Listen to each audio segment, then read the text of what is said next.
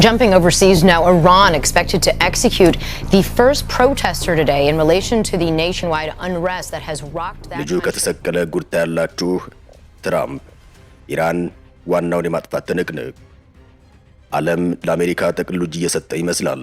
ለወትሮ አሜሪካ ጠላት የምትላቸውን ሀገራት በማዕቀብና በእጅ አዙር ነበር የምታዳክማቸው።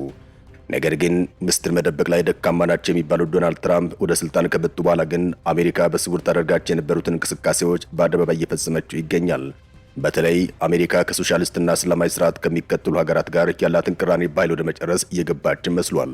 ሳውዲና ኳታርን ስለምንጠብቃችሁ ትከፍላላችሁ ብለው $100 ቢሊዮን ያፈዙት ትራምፕ እጅ አንሰጥም ያሉትን እንደነ ኢራን አይነት ሀገራትን እጅን በእጅ መቁረጥ ያክል በሀገሬው አመጽ እያስጨነቋቸው ይገኛል።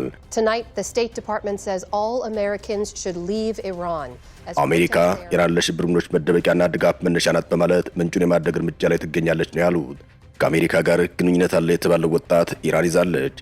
ወጣቱን ለመስቀልም ገመዱን እያዘጋጀች ሲሆን ትራምፕን ወጣት ስቀልና ጉድታ ያላችሁ ሲሉ ኢራን ላይ የመረረ ጥቃት እንደሚፈጸም አረጋግጠዋል። የኢራን መንግስት ስርዓት ሊወድቅ ዋዜማ ነው እየተባለ ሲሆን የአሜሪካ ጥቃት የሚጨምር ከሆነ ነገርየው ለኢራን የመረረ ሊሆን እንደሚችል በርካቶች እየተናገሩ ናቸው። 2 ሳምንት የተሻገረው የኢራን አመጽ አሁንም ቀጥሏል። ጎን ለጎን ለመንግስት ድጋፍ ቀላል የማይባል ህዝብ ወጥቷል። አያቶላህም ትራምፕም እየዛቱ ነው። ኢራን ምጥ ላይ ትገኛለች። በኢራን ምን እየሆነ ነው? ወቅታዊ መረጃዎችን ተንተርሰን እንቃኘዋለን። አብራችሁን ቆዩ።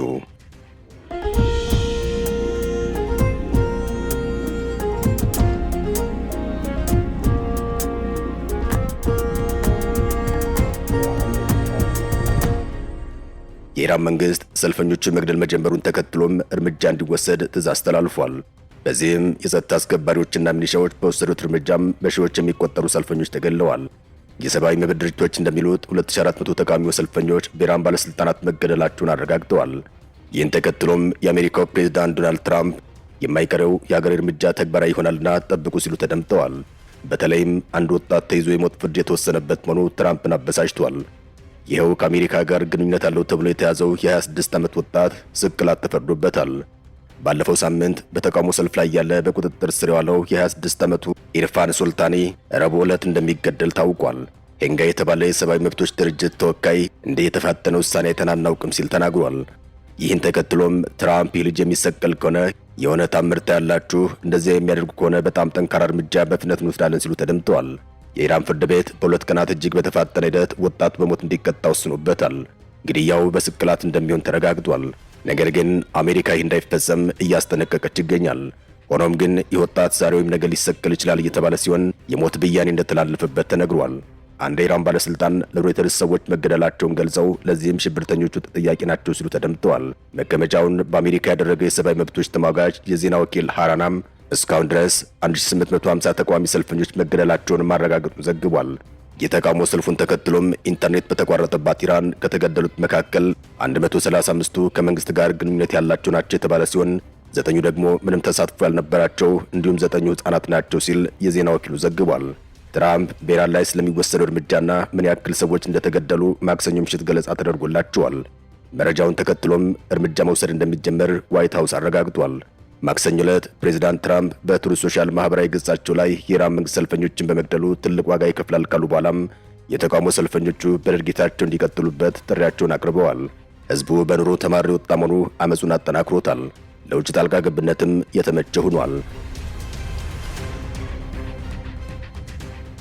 አሜሪካም ከኢራን ጋር በሚገበያዩ ሀገራት ላይ የ25% ታሪፍ እጥላለሁ ማለቷም ሀገሪቱን የበለጠ መቀመቅ ውስጥ ሊከታት ይችላል እየተባለ ይገኛል። ሲጀመር ያመጹ መነሻና ማበረታቻ የኑሮ ውድነትና ማዕቀብ ነው። እንደ አውሮፓውያን አቆጣጠር በ2025 ማብቂያ ላይ ኢራን በብሔራዊ ደረጃ የምትደግመው ነዳጅ በአዲስ ዋጋ ተመን ባስተዋወቋም በዓለም ላይ በጣም ዝቅተኛ ዋጋ ያላቸው የነዳጅ አይነቶች ዋጋ መጨመር ህዝቡን ጫና ውስጥ የከተቱ ጉዳዮች ተደማምረው አመጹን አቀጣጥለውታል። በተለይ የኢራን ማዕከላዊ ባንክ ድጎማ ያደርግለት የነበረው የዶላር ሪያል ምንዛሬ ተመን ከመድኃኒትና ከስንዴ በስተቀር ማንሳቱ ይበልጥ ህዝቡን አጨናንቆታል። እነዚህ ተደምረው በ2025 ማብቂያ ላይ በኢራን ዋና ከተማ ቴህራን በሚገኘው ነጋዴዎች የተጀመረው ተቃውሞም በአገሪቱ የተለያዩ ክፍሎች ተስፋፍቷል። የኑሮ ውድነቱ እንዲስተካከል ታስቦ የተጀመረው ተቃውሞ ሰልፍ መልኩን ቀይሮም የጸረ መንግስት መልእክቶችን ማስተላለፊያ ሆኗል። እናም ከዚህ ጋር ተያይዞ ኢራንና ሌሎች ምዕራባውያን ሀገራት ተፋጠዋል። ምዕራባውያን በኢራን የነዳጆች ንግድ ላይ ለዓመታት የጣሉት ማዕቀብ ለኢራን ኢኮኖሚ መንኮታኮት ዋና ምክንያት መሆኑን ያሰፈረው አልጀዚራም የአሜሪካ ፕሬዝዳንት ዶናልድ ትራምፕ ዓላማቸው የኢራንን የነዳጅ ዘይት ንግድ ዜሮ ማድረስ መሆኑን መናገራቸውን አስታውሷል። አሜሪካ እንደ አውሮፓውያን አቆጣጠር በ2020 ለኢራንና ለተቀረው ዓለም ኢኮኖሚ ጉልህ አስተዋጽኦ በነበራቸው የኢራን ባንኮች ላይ ተጨማሪ ማዕቀቦችን መጣሏ ይታወሳል። ይህን ተከትሎም በአገሪቱ የተከሰተ የኑሮ ውድነት ህዝቡ ለተቃውሞ እንዲወጣ ቢያደርገውም ከዚሁ በተቃራኒ ግን የኢራን መንግስት በመደገፍ መሪዎቻቸውን የሚደግፍ መፈክሮችን በማንገብ የመንግስት ደጋፊዎች ሰልፍ ወጥተዋል። ይሁን እንጂ ከተሞች በብዛት በተቃዋሚዎች እየተራጡ ይገኛል። በኢራን የተቃውሞ ሰልፍ የሚያካሄዱና ከሀገር ውጭ የሚገኙ ደጋፊዎቻቸው በቴህራን የሚገኘው እስላማዊ መንግስት ድንገት ትንፋሹ ቀጥ እንዲል ተስፋ ያደርጋሉ። በተለይም ባለፉት 2 ሳምንታት የነበረው አለመረጋጋት ስርዓቱ ላይ ትልቅ ፈተና ደቅኗል። የኢራናውያን ቁጣና ብስጭት ከንፍሎም ወደ ጎዳናዎች አውጥቷቸዋል። የመጣውም ባለፉት 2 ዓመታት አሜሪካና እስራኤል በኢራን ላይ ካደረሱት ወታደራዊ ጥቃት በተጨማሪ ነው። የአውሮፓ ሀገራትና አሜሪካ የጣሏቸው ማዕቀቦች ቤተሰቦቻቸው ለመመገብ የተቸገሩ ኢራናውያን ላይ የበለጠ ጉልህ የሆነ ተጽዕኖ አስከትሏል። በ2015 የኒውክሌር ስምምነት ምክንያት የተነሱት የተባበሩት መንግስታት ማዕቀቦች በሙሉ በወርሃ መስከረም በእንግሊዝ በጀርመንና በፈረንሳይ እንደገና ተተክተዋል። በፈረንጆቹ 2025 የምግብ ዋጋ ግሽበት ከ70 በመቶ በላይ ደርሷል። የአገሪቱ የመገበያያ ገንዘብ ምንዛሬም በታህሳስ ወር ታይቶ በማይታወቅ መልኩ ዝቅተኛ ደረጃ ላይ ደርሷል። የኢራን አገዛዝ ከፍተኛ ጫና ውስጥ ያለ ቢሆንም ሁኔታዎች ግን ትንፋሽ እየቆመ እንደሆነ አያሳዩም። የጸጥታ ኃይሎችም ቢሆን አሁንም ለአገዛዙ ታማኝ ሆነው ቀጥለዋል። እንደ አውሮፓውያን አቆጣጠር ከ1979 የእስላማዊ አብዮት ጀምሮም የኢራን ባለስልጣናት ጊዜና ገንዘባቸውን በማፍሰስ ሰፊና ከፍተኛ ጫና መፍጠር የሚችል የጭቆና መረብ ዘርግተዋል። ባለፉት 2 ሳምንታት የገዢው አካል የሆኑ የጸጥታ ኃይሎችም ዜጎቻቸው ላይ እንዲተኩሱ ታዘዋል። የተቃውሞውን ጫና በመግታት ግንባር ቀደም የሆነው የኢራን አብዮታዊ ዘብ በአገሪቱ ውስጥ በጣም አስፈላጊውና ብቸኛው ድርጅት እንደሆነ ይነገራል። በቀጥታም ለበላይ መሪው ለአያቶላህ አሊ ኸሜኒ ተጠሪ የሆነው ይህ ቡድን የ1979ን የእስልምና አብዮትና ርዕዮተ ዓለሙን እንዲሁም የመንግስትን ስርዓት የመጠበቅ ልዩ ተግባር እንዳለው ይነገራል። ከኢራን የጦር ኃይል ጋር ትይዩ ሆነው የሚያገለግሉም ወደ 150 ሺህ የሚጠጉ ኃይሎች እንዳሉ ይገመታል። እንዲሁም በኢራን ኢኮኖሚ ውስጥ ዋነኛ ተዋናይ ናቸው። የስልጣን፣ የገንዘብ፣ የሙስናና የርዕዮተ ዓለም መደበላለቅ ስርዓቱን ለመከላከል በቂ ምክንያት ይሰጠዋል። አሁን በኢራን ኢንተርኔት የተቋረጠ ሲሆን ሌሎች የመገናኛ ዘዴዎች ተቋርጠዋል። የቀጥታ መስመር ኢንተርኔት፣ የሞባይል ዳታ እንዲሁም የድምፅ ጥሪዎች እንዳይሰሩ ተደርገዋል። ይህም ያሉ እውነቶችን ለማወቅና ለንጹሐን ግድያ ተጠያቂ ለማስፈን እክል ፈጥሯል ነው የተባለው። ከተወሰኑ ጊዜያት መቋረጥ በኋላ ስራ የጀመረውና በከፊል የኢራን ኒውስ ኤጀንሲ አካል የሆነው ታስኒምን ጠቅሶ አልጀዚራ እንዳለው ሰው ተቃውሞ ለመውጣት አሜሪካን ኮንኗል። በኢራን ህዝብ ላይ የሚደረጉ የሽብር ጥቃቶችን በተመለከተም የኢራን ዜጎች ግንዛቤ እያገኙ በመምጣታቸው በውጭ አካላት የተደገፈ ተቃውሞ ነው ሲል ተደምጧል። አሜሪካም እንደ አውሮፓውያን አቆጣጠር ከ2023 ጀምሮ በታስኒም በፋርስ ኒውስና በፕሬስ ቲቪ ላይ ማዕቀብ መጣሏን አስታውሷል። ኢራን በተቃውሞ ለተመታችበት መነሻ ለሆነው የኢኮኖሚ መሽመድመድ ምክንያት በአገሪቱ የፋይናንስ የውጭ ንግድ ላይ የተጣሉ ማዕቀቦች እንደሆኑ ይነገራል። አሁን በተቃውሞ በተወጠረችበት ወቅትም ቢሆን አሜሪካ በኢራን ባለው ተቃውሞ ተሳታፊ ላይ ደርሷል በተባለው የሰብአዊ መብት ጥሰት ምክንያት ከኢራን ጋር ንግድ የሚሰሩ ሀገሮች ላይ ከአሜሪካ ጋር በሚኖራቸው ንግድ ላይ የ25 በመቶ ታሪፍ መጣሏን አስታውቀዋል። ፕሬዚዳንት ትራምፕ በትሩዝ ሶሻል ገጻቸው ያሰፈሩትን አልጀዚራ ጠቅሶ እንዳሰፈረውም የታሪፍ ጭማሪው ወዲያው ተግባራዊ የተደረገ ነው። ፕሬዚዳንት ትራምፕ እንዳሉት አስተዳደራቸው በኢራን ወታደራዊ እርምጃን ጨምሮም ጠንካራ አማራጮች ሊጠቀም ይችላል። ትራምፕ የኢራን መሪዎች ድርድር ይፈልጋሉ ማለታቸውን ተከትሎም የኢራኑ የውጭ ጉዳይ ሚኒስትር አባስ አራግቺም ለሚዛናዊ ዝግጁ መሆናቸውን ገልጸዋል። አገራቸው ላይ ጥቃት የሚሰነዘር ከሆነ ግን ለጦርነት ዝግጁ መሆናቸውን አክለው ገልጸዋል።